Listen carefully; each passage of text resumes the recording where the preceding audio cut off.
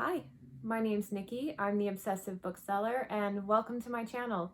Today I'm going to be sharing my top 10 favorite fantasy series.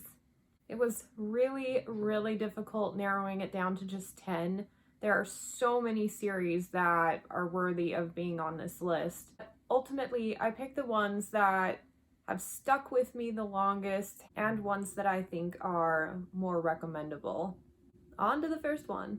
Number 10 on the list is Memoirs of Lady Trent by Marie Brennan. The subject matter on this series appeals to me on so many levels.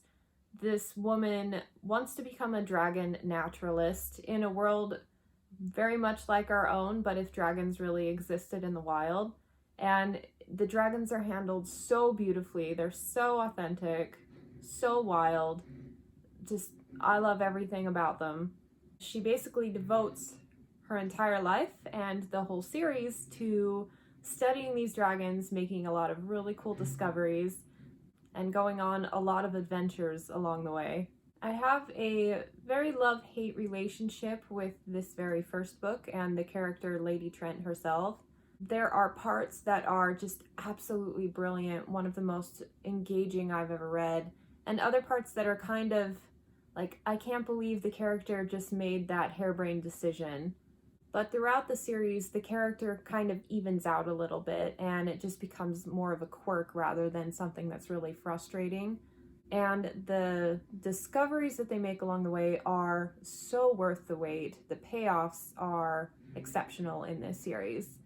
This is also one of my favorite dragon series, if you missed that post. It's a really rough, really raw video, one of my first ones, so proceed with caution. But yeah, love this series. Next is the Empire Trilogy by Janny Wurst and Raymond E. Feist. This is one of my all-time favorite trilogies. I read it when I was a teen. I am due for a reread now, but it has one of the best world-building elements that I've ever read. I love it when authors take it one step further and change all of the flora and fauna of their world. All of the politics, all of the magic systems, all of the ruling classes, everything is unique to this world, and it has one of the best main female leads I've ever read. She is such a cool, strong, dynamic character. Absolutely love her. If I liked her name more, I probably would have named a kid after her. I'm just saying. This is one of those like pure magic collaborations between authors. I really feel like they brought out each other's strengths in this series. Yes, love this series. 8 on the list is The Long Priced Quartet by Daniel Abraham. There's going to be a theme here. Good world building always goes a long way with me. I can forgive a lot of other things if the world building is good. And when I find books that include amazing world building plus all of the other elements that I evaluate, we've got a winner. The world building in this series is evident from almost the very first page. It's so subtle and beautiful and so well integrated into the story. From the very first page, he shows characters using hand gestures to convey emotion while they're speaking. I picked this one up in a bookshop just planning on flipping through it for a few minutes and ended up standing there reading it for a half an hour. So you know a book is good when you just cannot put it down. So great world building, beautiful writing, very interesting magic system, awesome flow. Yeah, this one's a winner. 7 on the list is the Kushiel series by Jacqueline Carey. Jacqueline Carey is one of the most beautiful, poetic writers that I've ever read. Her writing is so beautiful. She uses it to tell a culturally rich, epic love story. So poignant. And while the love story is integral to the plot, it doesn't dominate the whole story. It's not a romance per se. I was very specific in my word choice. Her settings are always really immersive. Her characters are filled with such depth that you can't help but feel for them. The book does contain a lot more sexual content than your typical fantasy novel, and it's not racy in the same way that a romance novel would be. I would describe it as more sensual and basically a part of the character's profile. It contains a lot of political intrigue, but interestingly, it also has a lot of swordplay and epic battle scenes. Book 4 has one of my all-time favorite fight sequences and battle scenes, and she's just really good at creating momentum and sustaining it to the end, and that kind of thing is what makes her novels so satisfying. I'm just realizing that I picked out 11 titles instead of 10, so this one's number 7 also, just to even things out. Lies of Locke Lamora by Scott Lynch. It's the Gentleman Bastard series, and if you love fantasy and need a good laugh, this is the way to go. It's filled with a lot of dry humor. I've heard people refer to Ocean's 11 when talking about this series because it contains a lot of slightly more complex heists than your average fantasy novel. And truth be told, especially in the first book, there were times where I wasn't even sure what was going on, but you know, trust in the process that you're going to be let in on the heist eventually. As great as all that stuff is, one of my biggest takeaways from this series are the characters and the deep bonds that they form with each other. This is another one that's also really good at building momentum. The second book had me so into it that overall, really highly entertaining. I am super eager for the 4th book if the author ever manages to get it published, but you know, fingers crossed. Number 6 on the list is the Licanius Trilogy by James Islington. I love this series because it has a very classic fantasy feel, that like sense of adventure and wholesomeness, but at the same time has an incredibly complex plot and a lot of dynamics, probably too many to keep track of. This is a book that requires a lot of concentration, but it is well worth the effort. It just has such an interesting plot, and the further you read, the more you understand, but the more questions you have, but it's not quite to the level where it's frustrating. It's just so satisfying to make these discoveries and revelations. The characters are interesting, perhaps not the strongest I've ever read, but each individual profile is fantastic. And overall, it is totally absorbing, really interesting, and definitely deserves a spot on my favorites. He's got a new one in the works coming out in a couple years, and I'm so excited for it. Next is the Stormlight Archive series by Brandon Sanderson. You simply cannot have a best of fantasy list without Sanderson. Unless you don't like him. There are people out there. I don't get it. But as you know, I'm a huge sucker for world building, and in my opinion, no one does it better than Sanderson. He immerses you in a completely reimagined world, new flora and fauna, new everything. And if that wasn't enough to win me over, these gigantic 1,000+ page books are so engaging.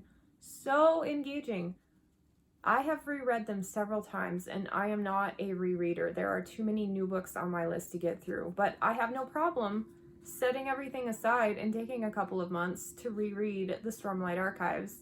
And what's more, I am never bored. There's not a single passage in any of the books I've read so far that I thought, I could do without that. I'm a little bored with it. And that's saying something. He is so engaging in the sense that Tolkien came first and inspired a whole bunch of writers, and then I feel like Robert Jordan maintained that role for a while. And I truly feel like, especially with this series, that Sanderson is marking the start of a new generation of writers, and we've already seen a whole bunch of spring up as a result of Sanderson's works. Yep, huge fan. I could do a whole video on this. I'll let it be at that. And catching me off guard this last year and very quickly creeping up the list is The First Law World by Joe Abercrombie. I love this author's writing. He has such a brilliant style, and he's very stylized. You can definitely tell you're reading an Abercrombie. And my favorite part is his dry humor, the way that he can make me laugh during a torture scene and really feel connected to these just awful people, because that's just it. They are people and they're incredibly relatable, even if they have a really poor lot in life. This is a very slow burn, character-driven series. It has a purely magical balance of character, pacing, writing, plot, momentum, everything. My top 3 have been in place for a while, but especially considering I love him so much and I haven't even read the latest trilogy, I have a feeling that he's going to creep up the lineup even more. But for now, spot number 4. Number 3 is the the hell is this called? Number 3 is the Powder Mage series by Brian McClellan. There's a theme here on the types of fantasy novels that I like. I really love slow burn, character-driven, great world building, and humor. I love it when books can make me laugh, and this is one of the best as far as dry humor. I love the whole concept for the story. The magic system is interesting, using black powder to gain magical properties, but it kind of takes a back seat to everything else. Usually I'm raving about the magic systems in books, but this one, it's very subtle. The reason this one makes my top 3 over so many other amazing series is how well the author writes relationships between characters. It is my favorite example of how to form deep connections between characters. And when the characters feel deeply connected to one another, I feel more connected to them. I have a really difficult time forming that bond with characters anymore. I think it's a result of having read so many books. This one struck me as special, and I can't recommend it enough. Number 2 on the list, Draconis Memoria by Anthony Ryan. First of all, it has dragons. It has so many dragons, and they are so cool. They're wild, and there are different colors of dragons. The blood of these dragons can give magical properties to a few select humans. This book has some awesome characters, people who are really fun to read about, some cool elements that take place throughout the whole series. It has a steampunk, flintlock fantasy feel. And my favorite element about it, aside from how much I love the dragons, is the sense of adventure it offers. There are scenes that feel very like Indiana Jones type adventure, and the places that they discover are so cool. And so this is another one where all of the components come together to create something brilliant, and then additionally, there are amazing dragons that really steal the whole show. So if you're interested in a cool fantasy book with a lot of adventure and loads of dragons, this is for you. And finally, number 1 on my list, I'm sure none of you are surprised, Robin Hobb and her Elderlings series. The first book is Assassin's Apprentice. And I have sometimes a hard time putting into words just how much I love this series and why I love it. I have a deeper connection to these characters than I do in any other series, and a lot of that has been developed over time. This slow burn progression of the main character Fitz's chivalry over several trilogies makes him feel so alive, so vibrant, so relatable, so human. And I have to say, I was not a diehard Robin Hobb fan with her first trilogy. It was just like a really good classic fantasy. I remembered almost everything about it after I'd finished reading it, which is remarkable, but that's a tribute to the slow pacing and how well Robin Hobb makes you feel for these characters. Now, the magic started happening for me in the Tawny Man trilogy. All of the amazing elements that she introduced in this book, all of the amazing characters leveled up, and they just got so much more depth. The conflict got so much more meaningful, and the end book in that second trilogy had me in a sobbing heap on the floor. I've mentioned it before. It's the reason why I started a book blog, because I really wanted to talk about it, and no one around me had read it. And so I knew I was hooked with the Tawny Man trilogy, and then I read the Live Ship trilogy and really liked that one. And then the Rain Wilds took it even further with dragons and a sense of discovery. And then she ripped my soul out with her final trilogy in the series. And even though it was a slow burn and on paper it shouldn't have evoked that much emotion out of me, I was glued to every single page, and every single page was magic. So my recommendation is, if you've only read the first trilogy, keep going. If you can make it through the Tawny Man and say, Robin Hobb just isn't for me, then you truly have experienced some of her best works.